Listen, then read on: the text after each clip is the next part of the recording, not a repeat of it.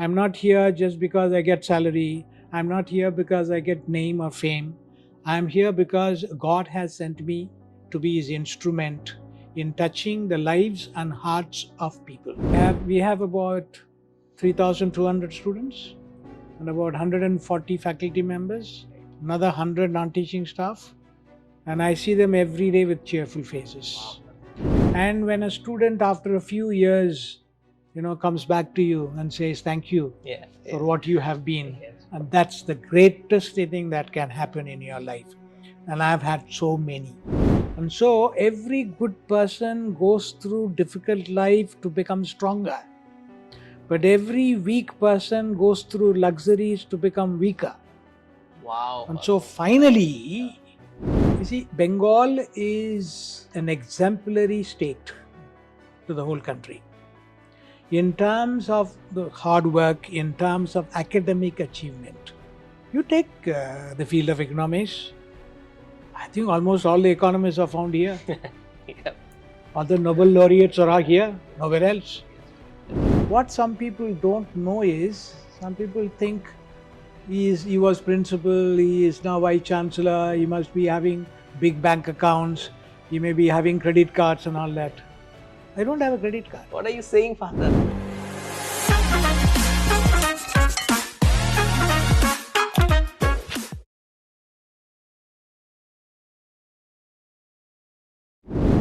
Hello, Father. Good evening. Good evening, Father. Yes. It is my privilege and an absolute honor for me to have you in our show. For me, the definition of Jesuit education in India is equal to Reverend Father Dr. J. Felix Raj. Oh no, that's too much. That is what I feel, Father. It's my personal opinion, Father. And I'm so grateful that I get the opportunity to speak to you. How do you feel, Father? How are you? I feel good. And especially you've been associated with this university for quite some time. Yes, Father. And you've been our student. Yes, Father. So I feel good that your viewers will be watching this, and I'm sure it would be in some way or other benefiting them, helping them. I'm Yes. sure, Father. So, Father, our university, I'm calling it our university with Sure, your permission, sure. Father. Sure. Father, our university would be completing 6 years in July. We are in July, we'll be Yeah. completing 6 years. Yeah. So, if I have to give you a time machine to go back and remember your fondest memory of this Yeah. university, I know it's very difficult to choose one, but if I have to put you on the spot and choose one fondest memory, there are many. I Okay, know, as Father. you say, Yes. there are many, but I can definitely tell you one of the fondest memories. But we are completing 6 years, but the concept of starting a university goes back to 2012. Yes, Father. Because I remember that it's a very interesting event that happened. We were celebrating the St. Xavier's College's convocation. Right, Father. And we were sitting together, both the Honorable Chief Minister and myself.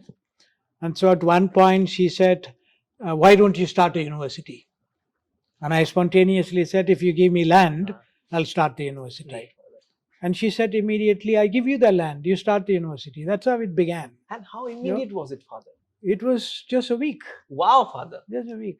I'm sure and the whole thing, the ball rolled, and then when she said yes, it happened. And today we are sitting as and that was 2012. Right, Father. Now, 2013 December, we had the foundation stone laying ceremony. Yeah, I remember, Father. Yes. And the Honorable Chief Minister was there because I thought she was the right person to be there and then to lay the foundation. That was a very interesting, I think, ceremony that we had. What, in fact, impressed me was the involvement of the alumni, right, Father, and the students of the college. They came in hundreds. And I remember immediately after the program, the General Secretary of the Students' Union at St. Xavier's College, and then the members of the union, they came to me and said, Father, we are going to celebrate it on the ground. Please come. Wow. Yeah. So they asked me to send the sky lantern first. Right, Father. And there were hundreds of them. Yeah. After which, of course, the police came and asked me, Father, what are you doing? But then the students enjoyed, Yeah. They really participated. I remember the alumni and those students, who came in for the foundation laying ceremony, and they were fully, with their hearts and minds together, they were fully involved in it. And I was told the chief minister will be there only for about half an hour. Right, Father. And she was there for more than 2 hours. Wow, Father. Because she got involved, and she saw the crowd, she saw the alumni, and she got involved in it. Right, Father. And it was a wonderful foundation stone laying ceremony that we had. And I remember the barren land that we had. Yes, you see, Father. Yeah. 17 acres Yes. of just a vacant, barren land. And today you see so many buildings. Absolutely. And What so a many, change and within so many these few happy years. faces, Father. Yeah, that's I true.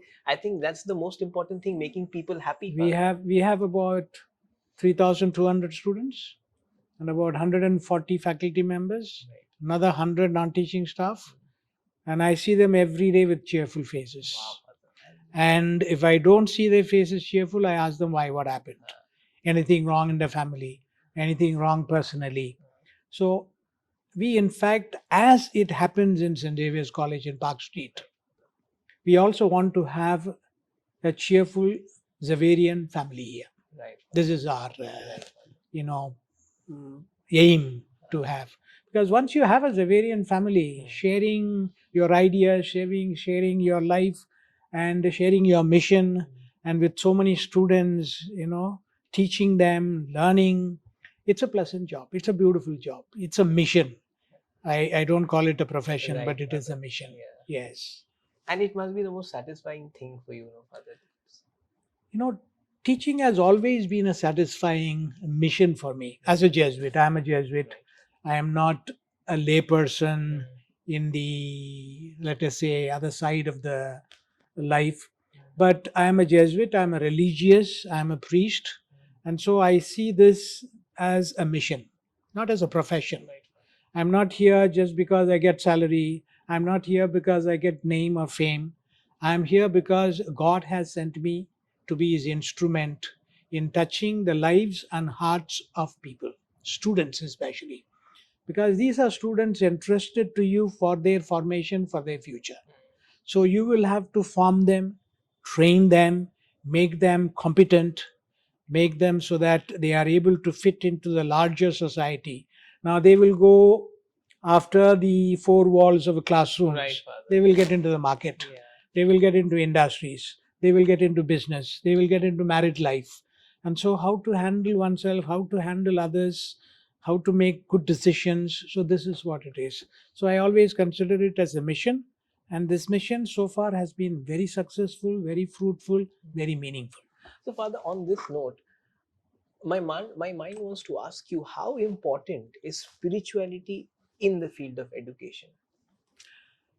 Every field has a spirituality. Absolutely. You see, every religion has its own spirituality. Absolutely, Father. Yes. You call it Christian spirituality, Hindu spirituality, Sikh spirituality, or Muslim, Islam spirituality.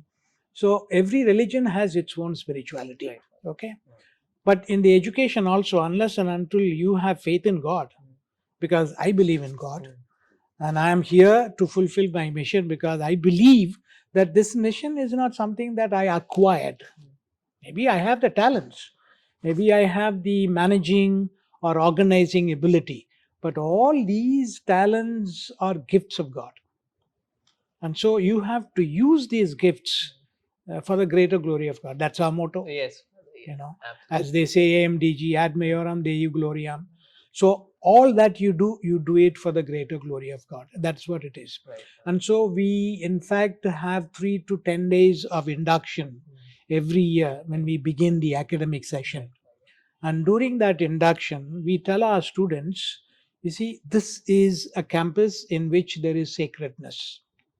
As soon as you enter, you must experience the sacredness of the environment. Here is a campus, not that God is not present anywhere, Absolutely. He is present everywhere. Yes. But we make this environment conducive so that every student who enters experiences the presence of the divine. So I always say the patron saint of this campus is Saint Francis Xavier. Right, Father. Yes. Now, who came here 500 years ago from some country. He could have been a great intellectual, but poor man gave up all these ambitions and came to India to preach the gospel And then he started the first college. Right. And that first college was the foundation of now. We have 76 Jesuit colleges in this country and 3 universities. And so the Jesuit educational system is one of the very powerful, very meaningful system that contributes a lot, in the field of both school education as well as in the higher education. So for me, spirituality is important. Today you ask in the West, what religion do you belong to? Any student in any campus, they don't say I belong to this religion, that religion. They say my religion is spirituality. Yeah, yes. You see, there is a difference between religion and spirituality. Absolutely right. You can be spiritual without a religion. Correct, Yes. Father, yes. But you need not to be spiritual, but you can be a religious. You see? Yes. I mean, you are supposed to have spirituality as a religious. Yeah. But there may be people who belong to some religions but who may not have spirituality at all. Right. So it all depends on your faith in God, your belief in God, and the way you live your life. Spirituality is very important, and that dimension is very much emphasized in this institution as it is being done in any Jesuit institution. So, Father, you've been involved in so many education initiatives throughout your life, throughout your career. So, where do you get this passion for this transformative education? And the reason I'm saying transformative, because you have actually transformed the education dynamics in Kolkata, at least, or in West Bengal per se. Okay, maybe there are many reasons for it. Right. Why I came into teaching, why I came into education, particularly higher education. Number one, my own family is a family of teachers. Right. My parents were teachers, my brother was a teacher. And so that is the family background. Secondly, after I joined the Jesuit order, my superiors told me, I think you have leaning towards teaching, towards intellectual apostolate. So why don't you train yourself to be a teacher in St. Xavier's College? That's how I landed up in St. Xavier's College. Now I have spent 33 years in St. Xavier's College, and then 6 years now in this university. So I discovered myself that teaching is a mission which puts you in touch with hundreds of students. They are given to you and they depend on you. They have their freedom, definitely, but you're teaching them, you're forming them to be full human beings. That an integrated formation that you give. It's not just one. It's physical, it's spiritual, it is academic, and all-round formation training that you give it to students. And when a student after a few years, comes back to you and says thank you for what you have been, and that's the greatest thing that can happen in your life. And I've had so many. Okay? I know that. I meet them here and there, everywhere.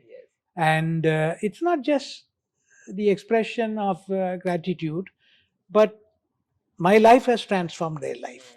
So the whole question of transformative dimension of teaching, of education. See, education for me is meaningful if it can transform students, if it can give them certain aims in life, if it can help them to grow. There should be a mental change, there must be physical change, there must be spiritual change. So they must become people who live with their hearts, not with their minds. It should not be skin deep. It should be, we always say we love with our hearts, not with our minds.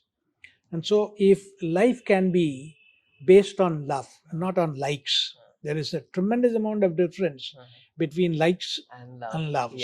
Absolutely. And so we need to depend on love. Our relationship must be based on love and not on just likes. Likes are very temporary because this will change. Fade away. Fade away. But the love remains always. So if an educational institution can become a center of love, center of care, that's why the Jesuits say, cura personalis, that is, care for every individual student.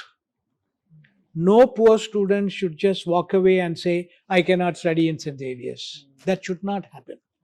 Every student should have. Of course, we select on merit, but there may be students who may not have the meritorious, the marks for admission, but there may be some poor students, village students, first generation students. We must identify them and bring them to the institution and educate them. These are the people who will be grateful to you. Right. Yeah. So, Father, as a vice chancellor of such a great university, how do you think universities play a role in general, not just in the university, but in general around India and the country and the world, in making a social change and bringing the social development? See, I remember what the father of the nation, Mahatma Gandhi, said. Every educational institution is a temple of knowledge, Yes. and every village is a temple of prosperity. So, the importance that we have to give to education, whether it is a school or college or university, every educational institution has its significant role to play. The same way, if there are no villages tomorrow, we will all go hungry. Yes. If there are no farmers in the villages, if there are no people who don't cultivate, that's all gone. The future is dark. And so, educational institutions and the villages are very important. So, I always promote this college to village, village to college. Now, here what we have is village to university, university to village. Our students and faculty members must be exposed to the villages. Village parents and village children must be exposed to the university, because they must come and see our students studying in the classrooms. They must come and see the building. They must come and see the facilities. People who are living in the villages, they may not have seen universities. Correct. When they see, they get an idea. Why can't tomorrow I be a student of this university? This is the transformative, dimension of life that happens here. Right. And so every university, every school, every college, every university has a role to play. What did Jawaharlal Nehru say? He said the destiny of this country is in the classrooms. So if everything goes well with a school, with a college, with a university, everything will go well in this country. But what we are learning is sometimes we need to unlearn. You see, what we are learning is not, on the whole, in general, helpful, because there are students who are joining politics. That's not the time to join politics. We must be political, of course, definitely. We must analyze politics. We must assess what is going on outside. But we cannot enter into active politics, because one leg in the political side and one leg in the institutional side. So you don't do justice to both. You see, so you complete your education, and then if you have a choice to join politics, politics is not bad. Nobody says, because we don't like politicians, because we think all politicians are corrupt. No, it need not to be. And so our students should not enter into party politics when they are in the colleges and universities. They must enter into party politics. They must enter into politics, active politics, because they must learn well in the institutions, and they must project it in their life outside afterwards. We need good leaders all over the world, not only in our country. We need everywhere good leaders. Good leaders whom we can follow. Good leaders whose values will influence us. Good leaders for the people, who are people oriented, people's welfare oriented. This is what we lack. And the universities and colleges must prepare these good leaders. This is what the mission of the universities and colleges is. And that's the main purpose. And so we want to make every Jesuit institution as a transformative institution. So 6 years we have completed now here. In these 6 years, I'm trying my level best with all the stakeholders. First, of course, student community. Second, faculty members, non-teaching staff, the parents of our students, the alumni, and then our benefactors and friends. All must join together and then accomplish this mission. This is what it is. Father, during your tenure as the principal of St. Xavier's College, you launched a number of new courses, a lot of new things inside the college. Which one, again, you cannot choose, but I'll put you on the spot again. Which one do you consider? Well, that's very easy for me. To consider the most impactful, and why? I was at St. Xavier's for 33 years. Right. I was there as a teacher. I was there as a vice principal. I was there as rector. and I was there as principal. So all these have taken me to a number of developments. There were two sides of St. Xavier's College's growth. One is the physical growth. The second is the academic growth. Okay. Now, in terms of physical growth, we started buildings, classrooms, renovating them, making more classrooms, shifting departments to different buildings. So much of expansion took place. The academic growth, we added more departments, more courses. PhD was introduced by me in the college. And then many MA programs, postgraduate programs were introduced. We started a new hostel for girls and boys.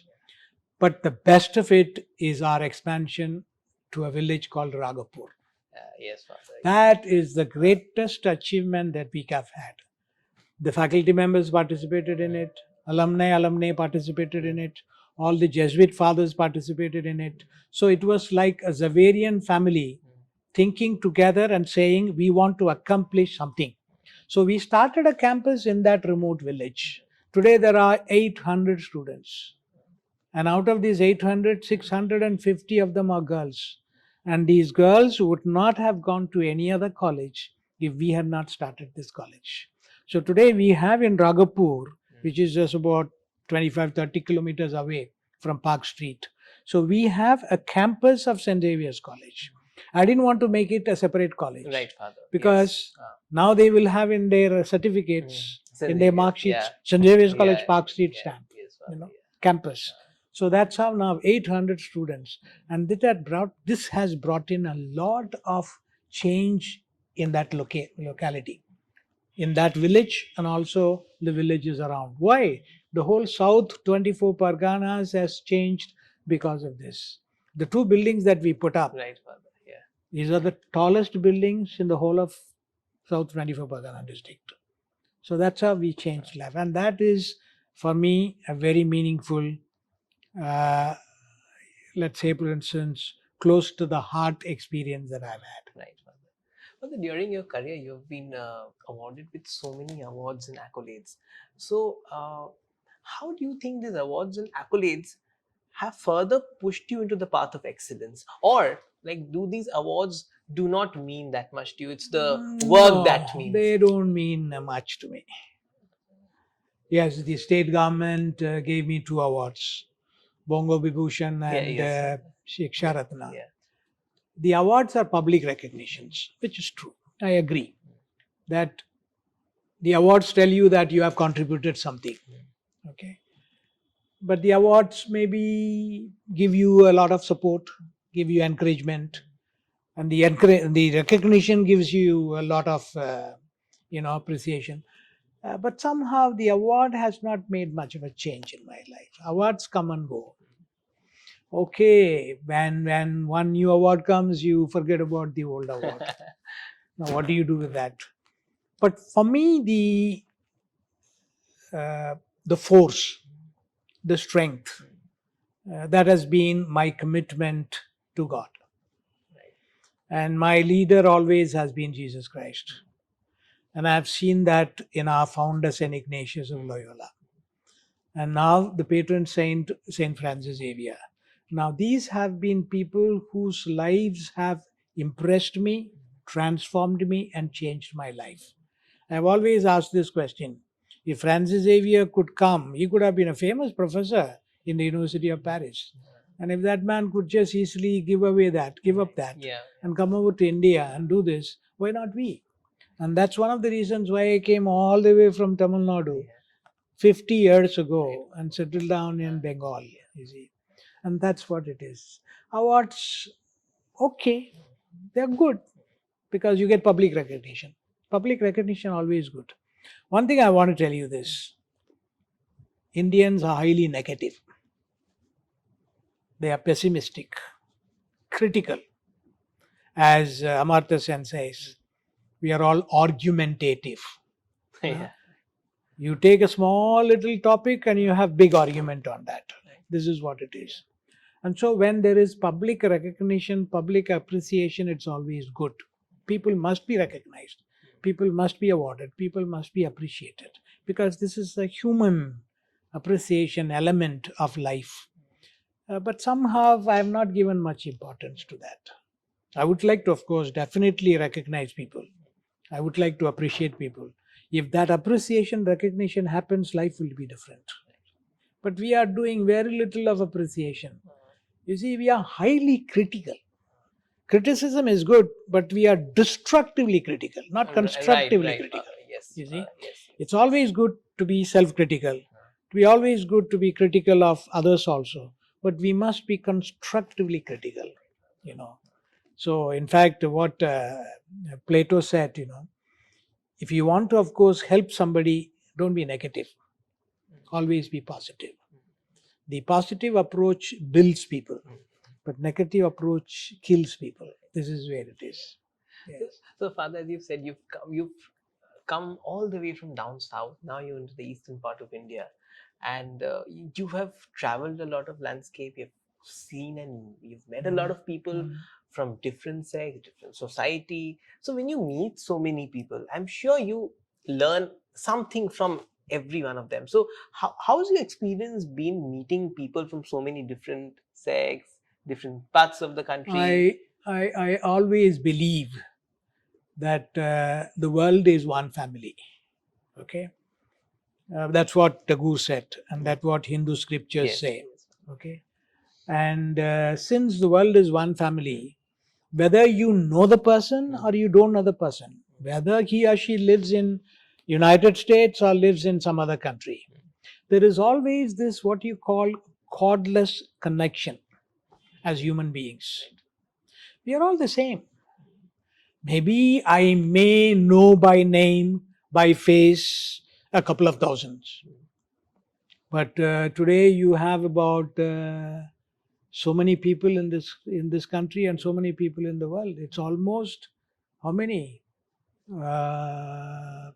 8 billion. Yes, Father. More than 8 Yeah, billion. yeah. So I don't know everyone. Uh, But somehow, as human beings, God has made this cordless relationship with one another. So the more people you meet, the richer you become. You reach out to people, maybe for various reasons. I have met alumni, I have met so many people, I have met people who have helped me, who have learned from me, I have learned from them. And so if one grows with a sense that the world is a family, Right. you must keep your doors and windows open. Fresh air must come in. Gore baire. This is what Tagore wrote, Yeah. He said, the world is one family. Let's just reach out to others. So for me, my travels with the alumni and my travels to other institutions, I remember, yes, Father. I have taught there, I have lived there, but it has always been a very enriching experience. I've learnt a lot. Right. That's true. So, Father, from Trichy all the way to Kolkata, how did this journey happen? It was not my decision. I always believe it was God's decision. Or rather, I could say it was God's decision in the person of Lord Ganesh. Really, Father? Yeah. You know what happened? I was studying in St. Joseph's College, Trishnapalli. So I found a foreigner standing at the main door. So something urged me, go and find out what he is looking for. So I went to him and I said, what are you looking for? He looked at that rock temple and said, I want to go and visit that rock temple. So I asked you, sure, you can go, I can take you there. But I found out he was a Jesuit. Okay. Yes, Okay. he told me that I'm living here, so tomorrow you come and take me. So I took him the next day. And while we were walking, he asked me a number of questions. And it's 144 steps. You have to climb up to the Lord Ganesh temple. So we climbed up. And at the entrance, normally you find in many temples earlier, but not now. You may find even now, dogs and Christians are not allowed inside. It's there in Puri. It's still there. It's there in Puri. So it is their belief. Okay. So then this foreigner told me, I cannot go inside. But I said, come, let's go. Who's going to stop us? So I pulled him and we went inside. Nobody stopped us anything. Nothing happened. Nobody questioned us. And so while we were returning, he told me, "You are a brave boy. You should have guts to take me inside, especially I'm a foreigner." So while we were returning, he told me, "Have you visited Calcutta?" I said, "No." "Oh, it's a land of Tagore, land of Mother Teresa, land of this, so please come." That's what it is. So after my PUC, that's first year of my studies, I changed my mind. I said, "I'll go to Calcutta." So that's how I came. But speaking of Mother Teresa, how important has her teachings been in your life?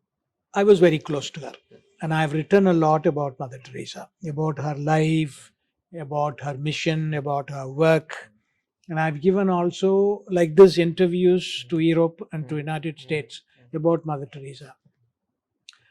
One day I went to meet her. I was told she was in retreat, in silence, she cannot meet you. Okay. So I said, "Doesn't matter. You just tell her that I have come from St. David's College." So one sister went and told her. She came down. So I asked her, "But you are supposed to be in silence." "Doesn't matter. I'm meeting a priest. I'm meeting God." You see that? Wow. You see, every human person is an image of God, representative of God. Correct. And so I have a priest with me right now. So I'm speaking to God. I'm not speaking to anybody else. It's not a distraction to me. It's rather an inspiration to me. You see, this is what it is, That lady was deeply spiritual. Yes. And I invited her for a youth festival. She came and we were talking there. She prayed and then encouraged the youth to pray. And so she has transformed, the life of individuals, life of communities. Why? The life of Calcutta, the life of even India. She has had her share. Absolutely. She has had her share. Absolutely. You see, my question is this. If Mother Teresa had been in Mumbai, or if she had been in Chennai or Delhi, she wouldn't have become famous. Why so, Father? Bengal is special, you know that. It's in Bengal, we have goddesses. Durga, Kali Mata. So we give importance to goddesses, not in other places. And so a woman is worshipped.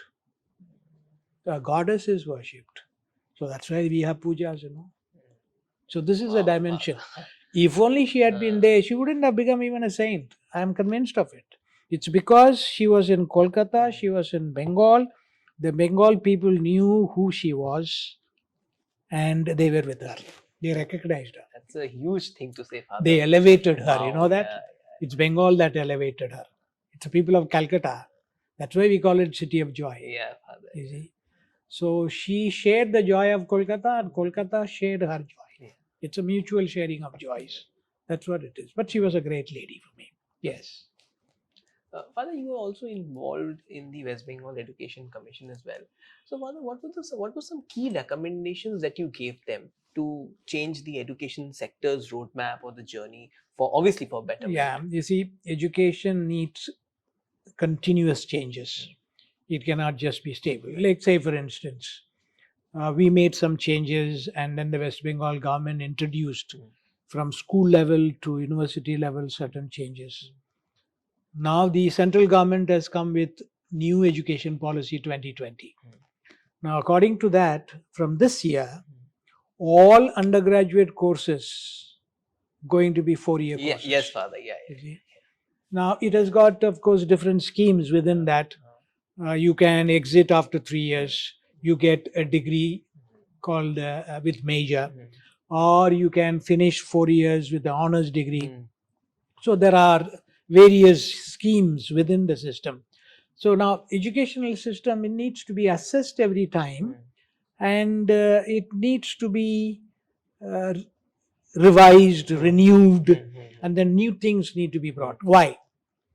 Every country doesn't have the same system. Absolutely true.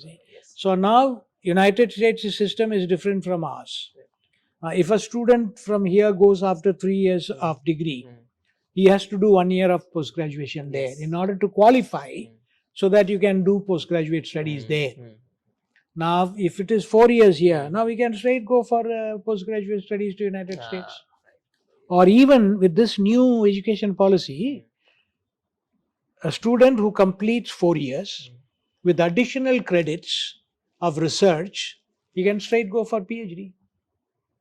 So many provisions that, so education keeps changing. And so every education commission, like us, we were a commission appointed by the state government. So we studied the whole situation, scenario of education from school level to college level. And we recommended that if you can do this, if you can review, if you can revise syllabus, if you can revise the whole curriculum, things would be much better. So government responded to that, yes. Father, what is your personal opinion on this new education system that is coming to space, especially the 4-year bachelor degree course, Father? I would say it is falling in line with the global system. Right, Father. Okay. I think if you want to have one system for the whole country, it is beneficial for us. A student can migrate from West Bengal to Tamil Nadu or from Tamil Nadu to Maharashtra, Bihar. So it possibility is there. So if you have one system in which you have so many credits, so many subjects, so many courses, it is a uniform, not exactly uniform, identical, but certain uniform system in which our students are educated, it's easier for them to understand. Otherwise, you see, the education is in the concurrent list. Both central government is also in charge, responsible, and state government is also responsible. So there is a confusion between these two.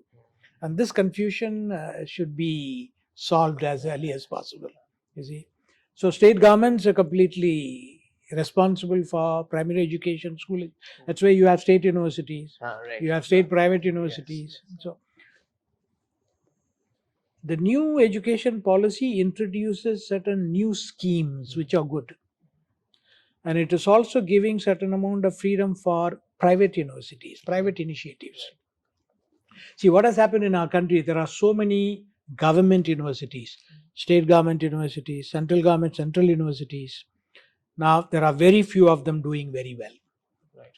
Most of them, in terms of standard, in terms of excellence, in terms of functioning, they are very poor. But private universities, of course, they have their commercial expectations, Right. but at the same time, private universities, because of competitions, they are trying to deliver quality education. Not all, but at least most of them trying to deliver. So in that sense, the new education policy has introduced certain schemes which are good. But it has also, of course, has got certain drawbacks. So already you see state governments are not agreeing with center, and the center is not taking a bold step. So it is not even an act. It is only what you call a policy that has been approved by the cabinet. It didn't go to the parliament. Right. Parliament did not pass it. So there are strengths and weaknesses of this policy. But I'm sure once the scheme is introduced, it might help students. It might help the whole education system. Yes. Father, you've been the director of the Goethals Indian Library and Research Society. How important do you view the matters of research and knowledge dissemination in the Indian society? Because, in my opinion, what I have seen in the professional sphere, once we're out of the education, because I feel college and university is a very protected environment. The minute you go to your work environment, it's not as protective. Everybody is a hawk, they want to come at you.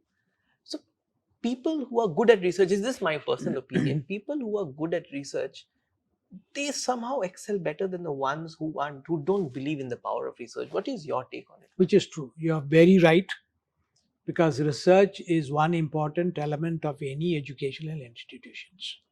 You don't start research outside in the business world industry. Right, Father. You start research right in your classroom. Yes. This is being emphasized now by this new education policy. Now, what is wrong with our whole education system? Our system is bookish. Our system is theory based. We don't expect our students to go to industries and have internship or some experience. They must be open to, it must be both theoretical and practical. This is what is coming to now. And they must go to research, involved with some business houses, industries. Suppose a commerce student, he must go into the commercial world, or a science student, he must go into the scientific field, and be exposed. He learns a lot by exposure. So the research attitude approach must begin right from undergraduate level.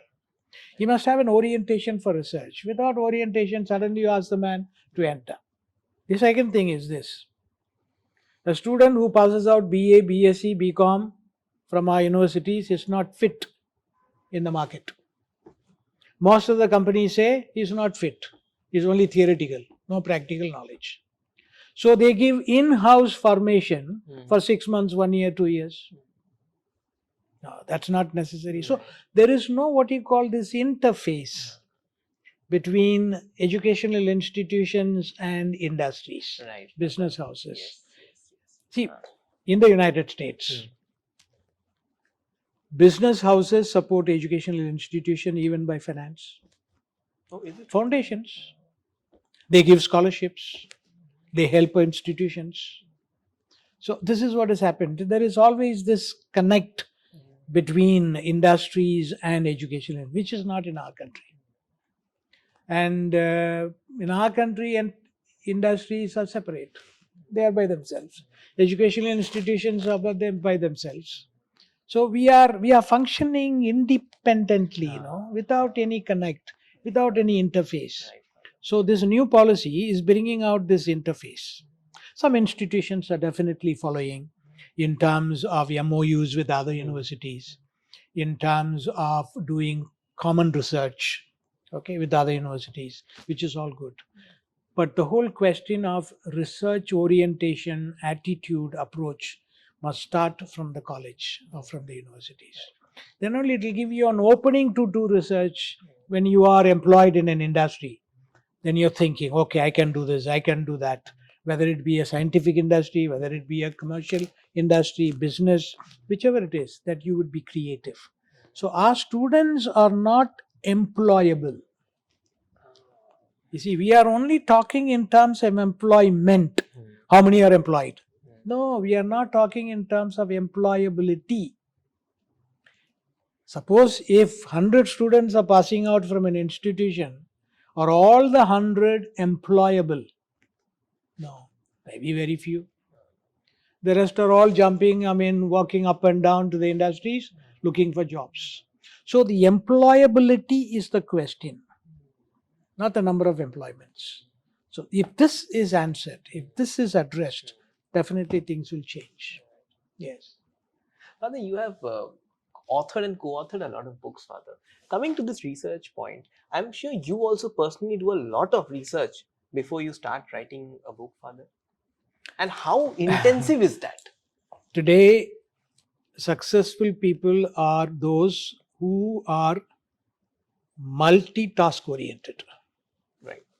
You just can't be doing one thing at a time, You must think differently about many things. While you are teaching, you should also write. While you are writing, you should also do some research. While you are researching, you should also join somebody and ask him or her to join you in the research work. While you are doing educational work, you also do some social work, because you are meant for people outside. So your life must become sort of an integrated life. Oh, I am only teaching, so I'll only teach. Otherwise, that work is a disturbance. No, that's not that. And so research must go with teaching. Research must go with certain social apostolate work.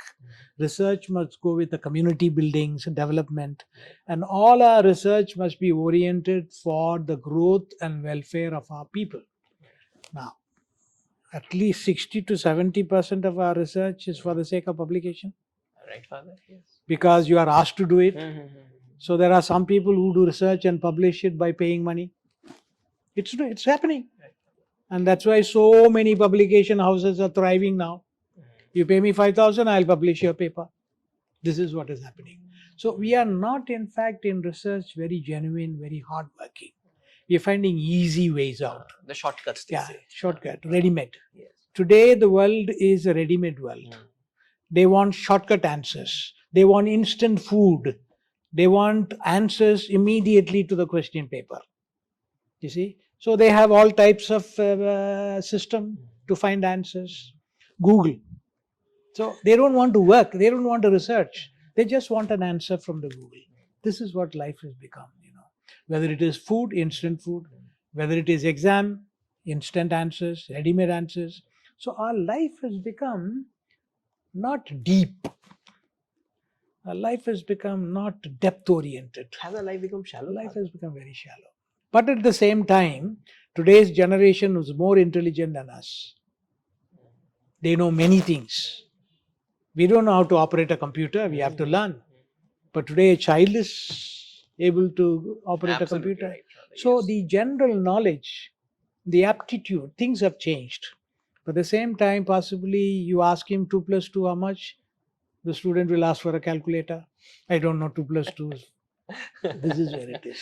So intelligence is weak, but the general GK is very broad. Father, I know what you'll answer, but I'll still ask you. Can there ever be a shortcut to success? No. Never, ever. No.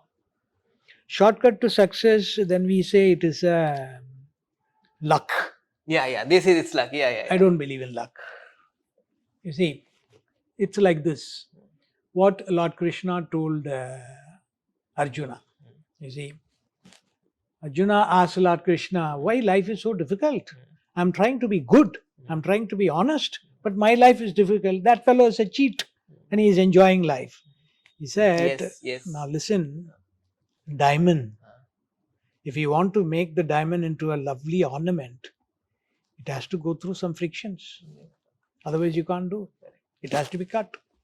Or gold, the raw gold, if you want to make it as an ornament, either a ring or a necklace, it has to go through the fire. You see? And so every good person goes through difficult life to become stronger. But every weak person goes through luxuries to become weaker. Wow. And so finally, life is richer. Finally, see, we all believe I am truthful, I am honest, but I am suffering in life. No. God doesn't want you to suffer. He rather gives you opportunities to become stronger. And suffering is not permanent. It's passing.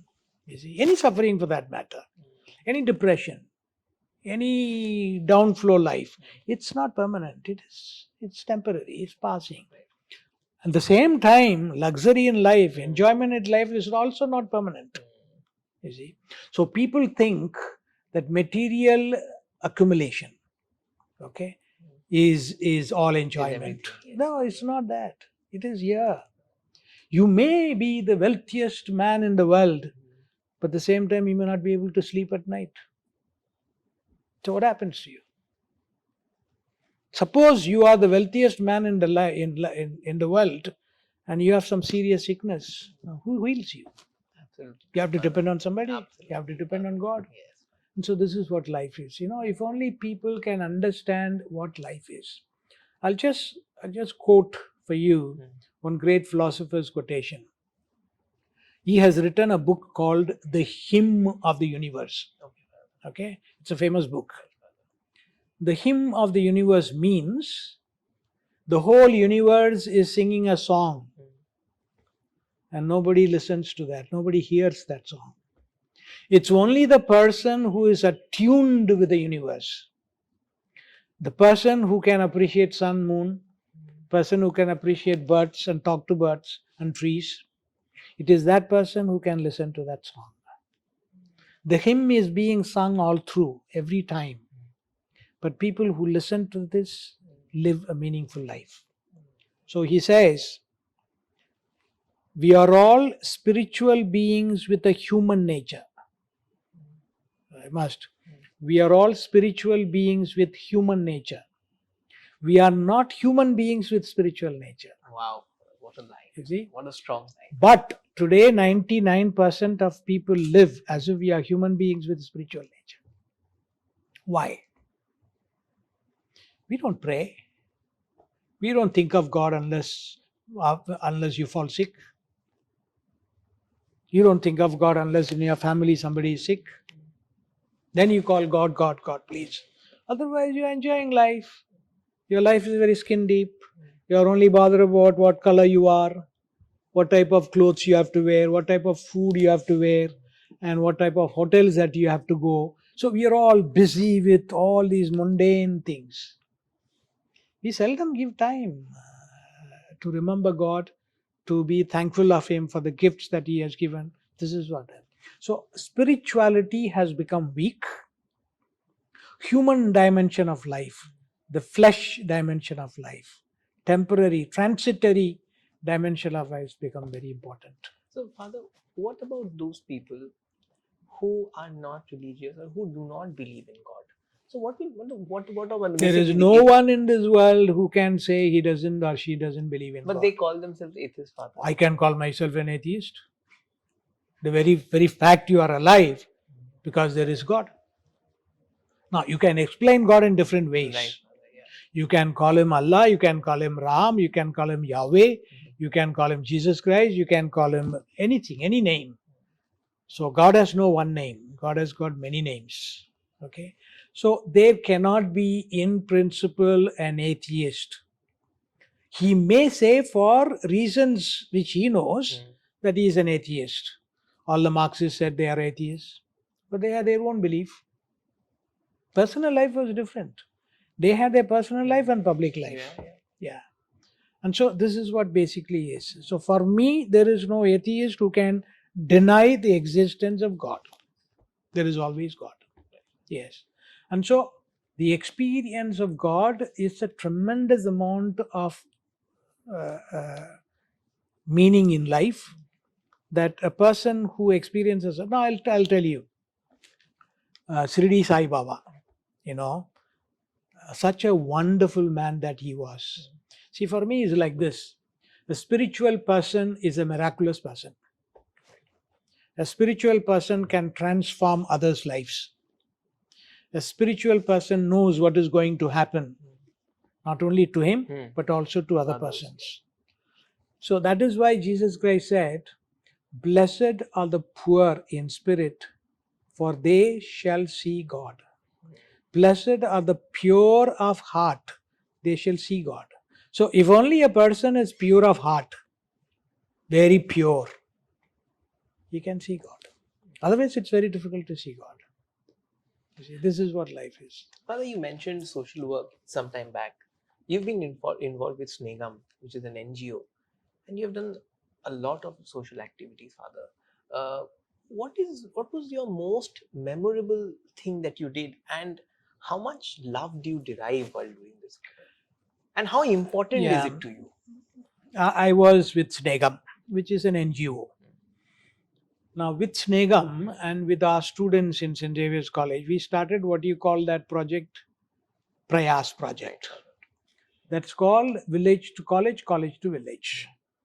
So I wanted transformation on both sides. The college students also must be transformed, the village children also must be transformed. And both have to be involved in this. And this is what Prayas was. And so students came forward and said, we'll contribute 1 rupee a day. And this is called 1 rupee revolution.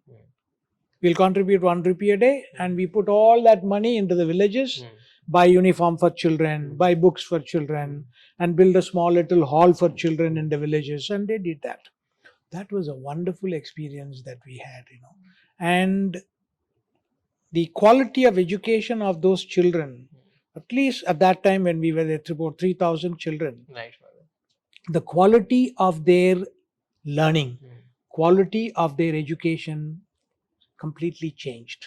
So other villages started inviting us, please send your students to our village because they are teaching our children well. What is not happening in the classroom is happening in the village. So this is how we transformed, and that was wonderful, and that continues in the college. Now I've introduced it in the university. Here it is university to village, village to the university. So that social dimension is very important in any student's life. Like say for instance, I come to St. Xavier's University or St. Xavier's College or any educational institution. If I am cut off from the realities of the world, reality is what's going on outside, then I am within the 4 walls of a classroom. And who am I learning for? Why am I studying for? What is my life? What am I going to do? Just earn some money and live a happy life? No. I have to be connected with people outside. When we started this university, when the Honorable Chief Minister laid the foundation and also inaugurated it, I called the Panchayat, the leaders of these villages. Right. I told them, come, this university will do something for you. And that's how we did so many projects. We had Shishumela, we brought the children of these villages. Yes, Father. We went to these villages, we adopted 6 villages. We said, we are responsible for the transformation of your children. And so this last week we had a program called tailoring program. So we selected 15 women from these villages. We asked the West Bengal Electricity Supply Board to sponsor this project. And we had a 10-day training program for these 15 women. We bought, through the support, sponsorship, 15 machines, sewing machines, and they learned from it, and we gave the machines to them and said, now you set up a little shop in your village, you earn, you do that. And then we are going to do that continuously now. Every semester we'll have one project and then do that. So social dimension of life is very important in every human person's life, especially in students' life, because that brings in a lot of transformation in the lives of students. I'll give you just a small little incident that happened. One of our students on Sunday, he came. So I asked him, what are you doing on a Sunday? He said, no, I'm going to that village. Why? He said, no, I have fallen in love with those children. I like them. And what are you carrying? I'm carrying some chocolate, some sandwiches, some water bottles, all this. And you know, the same boy, when he went first to that village, his mother told him, don't drink water there, don't touch the children there, don't drink, don't eat any food there. This was it. And he went with that idea, and then he got transformed. You see that? Not today. So this is what is happening in life. Right. Yes. Father, your specialization in economics and you being your background as a priest may seem like contrasting fields. How do you reconcile the two aspects of your identity? The mission of a priest is not just exclusive, Right. it's inclusive. Right. And so a priest can be anywhere. You have Jesuits who are actors. You have Jesuits who are scientists. Right. You have Jesuits who are writers. You have Jesuits in economics, in commerce. So you have priests everywhere. So not that I wanted to be an economist, but my superiors asked me, I think you'll have to teach in the college, you take economics and go. So I did it. And then I found myself later that I had a liking, I had some talent for economics. So I studied myself, did my post-graduation and then PhD. My specialization is development. Right. Yeah. And in fact, I have written on this. Amartya Sen, I like him. Now, he has written recently a book called Development as Freedom. Right. Very famous book. He has written many books. One of them is this, the recent. Now, I wrote to go one step further. Development is not freedom, development is liberation. All right. So you bring in the difference between freedom and liberation. You see, not all free people are liberated,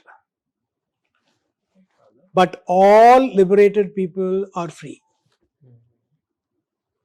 Suppose, say for instance, Mr. X can call himself free. He can do anything he wants. But is he liberated? He may be a slave to some of the values that he has. He may be a slave to something that within himself, in his personal life, or maybe in his personal relationship with people. So you need to be liberated internally and externally. You need to be a person who is just free, cheerful.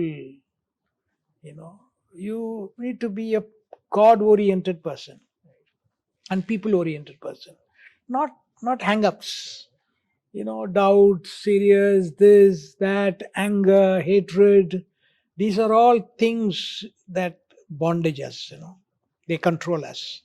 So this is where. So I wanted to take development as liberation. So I've written on that, and I'm still improving on that. Bring out the difference between freedom and liberation, and how they are defined, and then say, if you're talking about development, you see, development has gone through a process. Right. We thought development means economic growth. Then we said, no, no, no, development means various other things. Right. We took only GDP, GNP, Yeah, per capita income to measure development. But today it is happiness is being taken as development. Yes. You see, Ah. in Bhutan, they are saying happiness is the parameter for development. If people are happy, we are developed. You see, so things are changing today. So in that sense, I'm saying, like say for instance, an educated country or a country with high level of education is a developed country. A country with high level of values is a developed country. Take United States, take Switzerland, take any other European country. It's high level of values. Honesty is there, integrity is there, trust is there.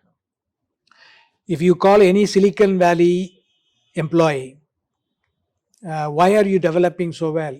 He would definitely say it's because of integrity.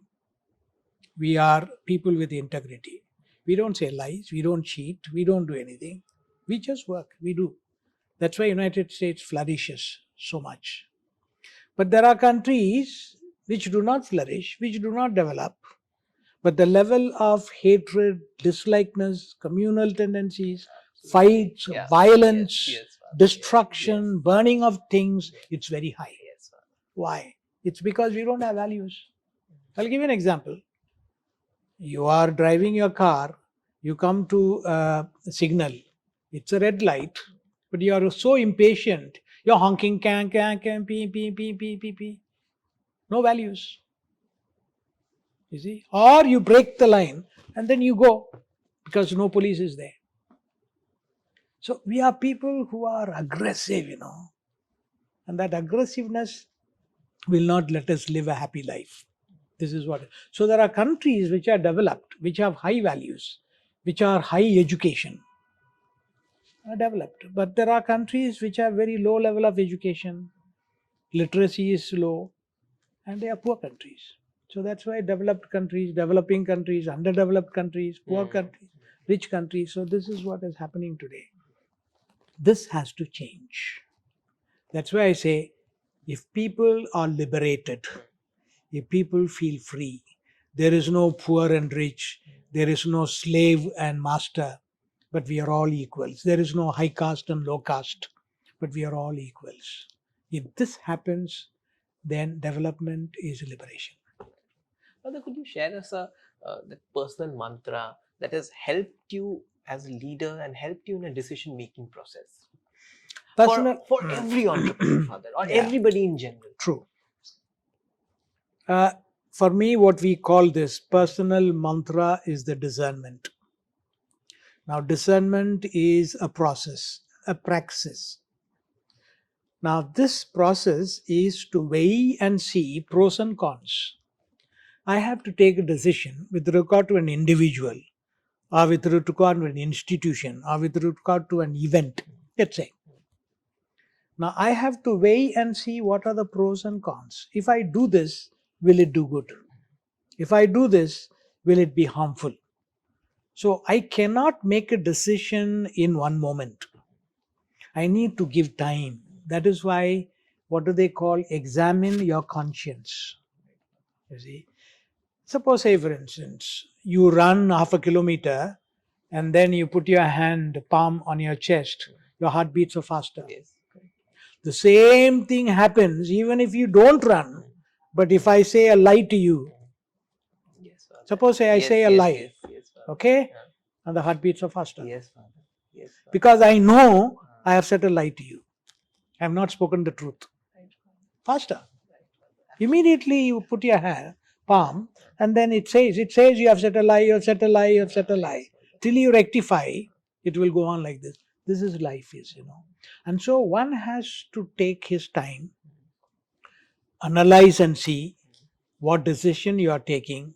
Is it a God based decision. Is the spirit working? See, there is bad spirit and good spirit. Are you led by good spirit or are you led by bad spirit? The bad spirits may say, no, go ahead, do it, you're powerful, you can do anything you want. But the good spirits say, go slow, take your time. So this is what it is. Like, say, for instance, a drop of water can fall on cotton. When a drop of water falls on cotton, what happens? The cotton becomes wet. Cotton becomes wet, but there is no noise. Yes, Father, right. It just absorbs. Yes, Father. But suppose a drop of water falls on a rock, It makes the it spills. Yes, Father. Yeah. This is what it is. So when you are making a good decision, it's like a drop of water falling on a cotton. Very quiet. Doesn't disturb. But what happens is when you are noisy, when you are, no, I must teach him a lesson, I will take this decision, I'll punish him. A drop of water falling on the rock spills. It doesn't stay. This is what basically is. Many people do not know how to make a decision. We must learn. There are managerial techniques, but managerial techniques are very external. But for me is the spiritual dimension of life. It is God who will guide you, who will lead you. It is God's spirit who is the secret of all success. Because He is the one who has made you. He is the one who has created you. He knows much better than anybody else. He knows what you must think, what you must do, how you must accomplish life. Every success of your life depends on God. This is what it is. Because we think everything depends on me. We very little give recognition, acceptance, and value to God. We think I can do everything, but that's what is wrong. This will spoil our life. And so for me, you have to be spiritual. You have to know how the spirit is leading you. You have to discern, weigh and see the pros and cons, and then make a decision properly. Right. Yes. That is a mantra. Right. Father, you also work with the Bengal Economic Association, which has given you a lot of insights into the economic situation, the condition of our state. What do you believe are some of the key issues that need to be addressed by West Bengal, given the state that it is in currently in terms of the industries and the money? That's true. It is very true. It is a long history. Yes. No one individual or no one government can be blamed for Absolutely. this. But then for the last 30, 40 years, I think we have suffered. You see, Bengal is an exemplary state to the whole country. In terms of the hard work, in terms of academic achievement. You take the field of economics. I think almost all the economists are found here. Yeah. All the Nobel laureates are here, nowhere else. Yes. You see? And so the state has been a state of intellectuals. But somehow the system has spoiled within. Industry shifted. It was the commercial city of India. Yes, it was the capital of India. Yes, Father. Yeah. So they said what Bengal thinks today, the rest of India thinks tomorrow. Right, Father. But now it's no more. So things have changed. Industries have shifted. Employment is very low. And so we need to, the first and foremost is we need to industrialize the state. We need to invest, start industries, boost employment. Resources must be. We must encourage people to invest. This is what it is. So one of the main areas, but otherwise we are rich. Supply of electricity, supply of water, supply of resources, everything is we are best. But at the same time, we are having unemployment. Now, let's take this year. We are known for our education, best of universities that we have, but our students are going out. After 12 years of school, they are looking for green pastures. Absolutely. They are saying, why should we study in West Bengal? There's a huge brain. We will go to Pune, we will go to Hyderabad, Yes, we will Father. go to Yes, Chennai, Father. Yes. we will go to Mumbai, we will go to Delhi, we will go to various other cities, Bangalore. Even So they outside are the country. outside the country. Okay. So this is what is happening right now. The trend is this, that somehow many students are not realizing that here is something that they are missing. And very good institutions that we have. Of course. Yes. Yes. And some of them seem to be saying either St. Xavier's or outside.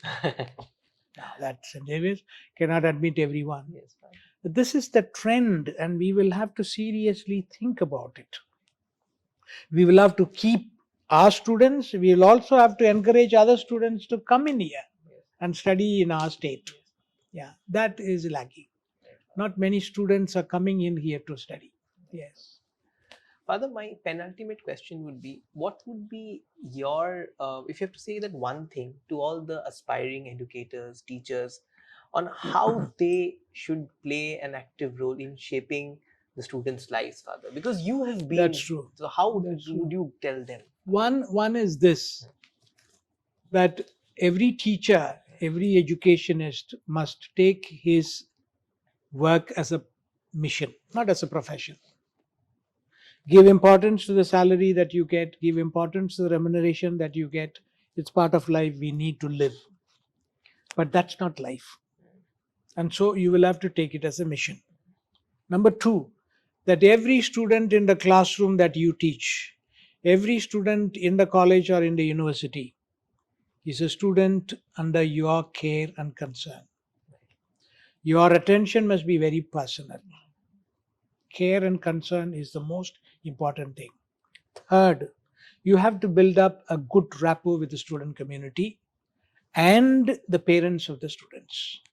Because your world should not be only the classroom within the four walls.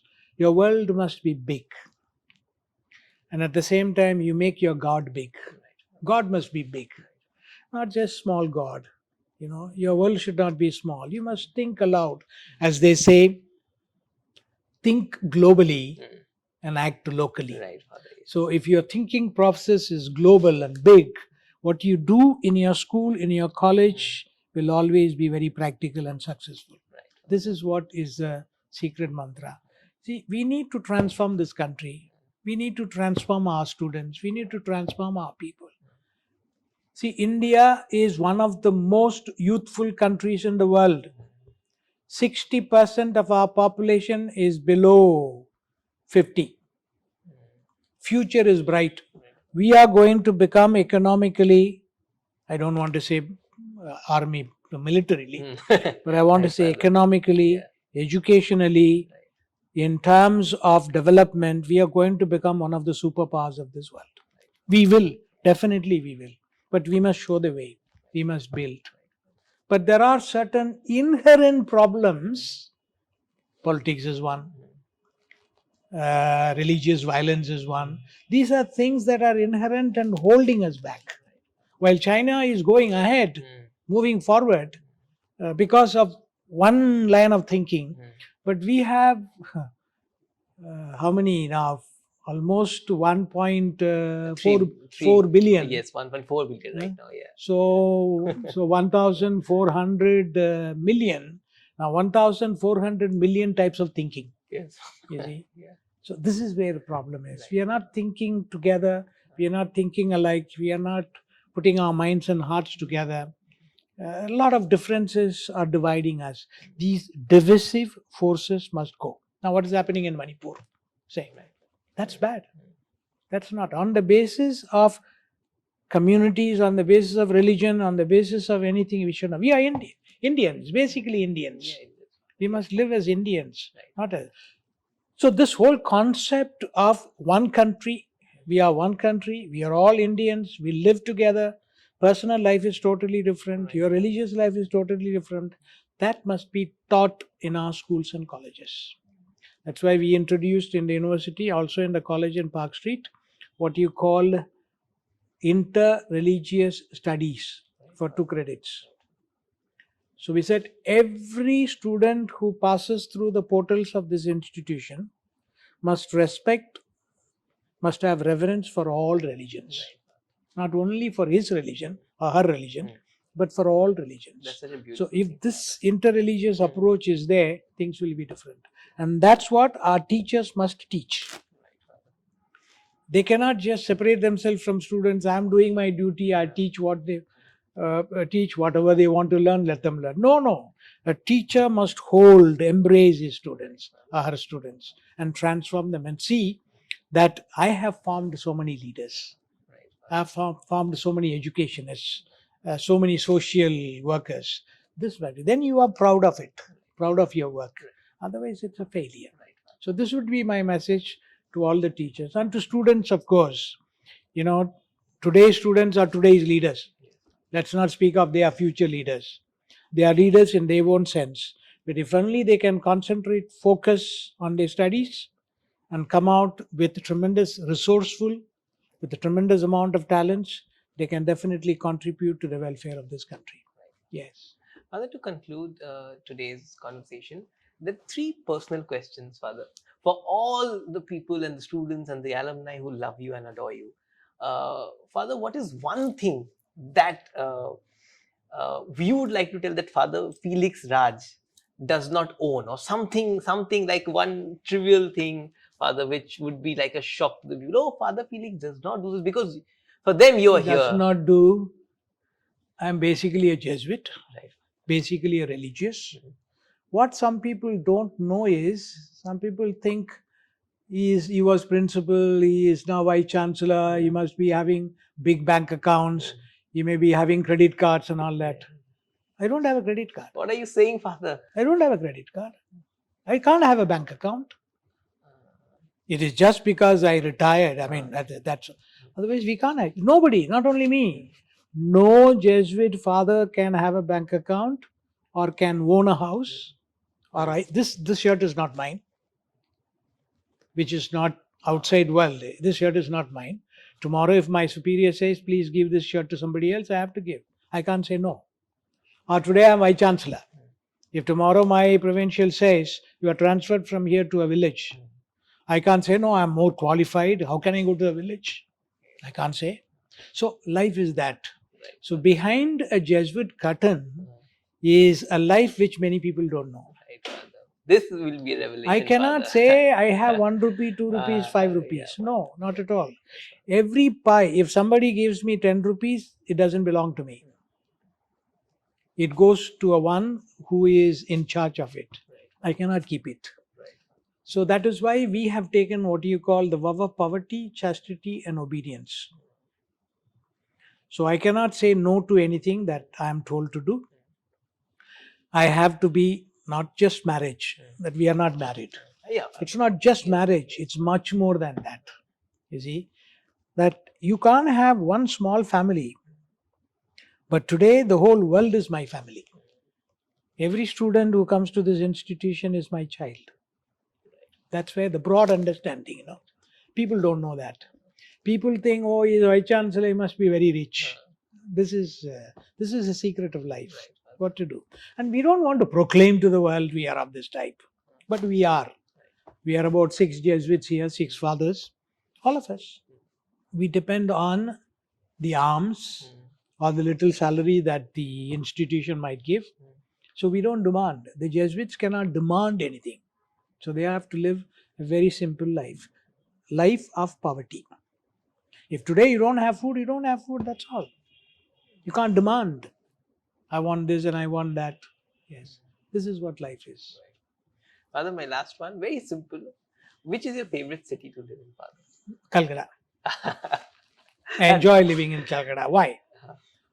If you go out for a day or two or a week or a month, you must have that sense you are absent, you are missing something. Yeah. Like say homesick. Yeah, homesickness. Yes, Okay, Father. you are out of your house, you feel homesick. You want to come back to your house. Yeah. The same way, if you're out of this town, you feel that town sickness.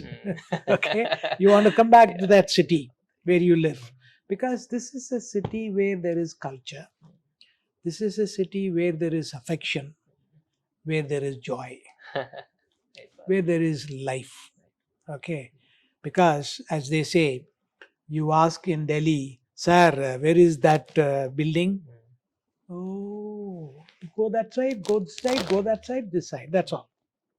But here you ask somebody, he will say, oh, you want to go to that place? Come, I will take you there and leave you and go. Absolutely. See that personal touch. Yes, Father. It is much more here. Yes, than anywhere else. Yes, there are good cities definitely for various other things, but in terms of humanness, in terms of values, in terms of richness, Kolkata is the best. Thank you so much, Father, Thank you. for joining us on this Thank you episode so of Twisted much. Truths. I would Wonderful. request you to, Father, just write a small note for the entire team of Twisted Truths. Anything with love, lovely. Father. Okay.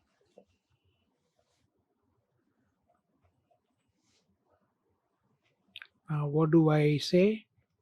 Father, your love and blessings To the entire team of Twisted Truths, Father. yeah.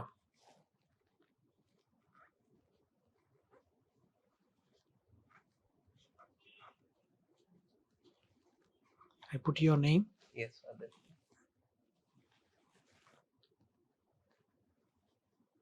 Short form DG. Yes, Father.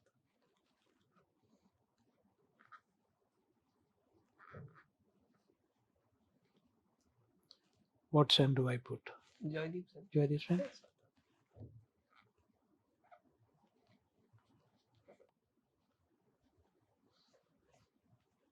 Father. David. Yes.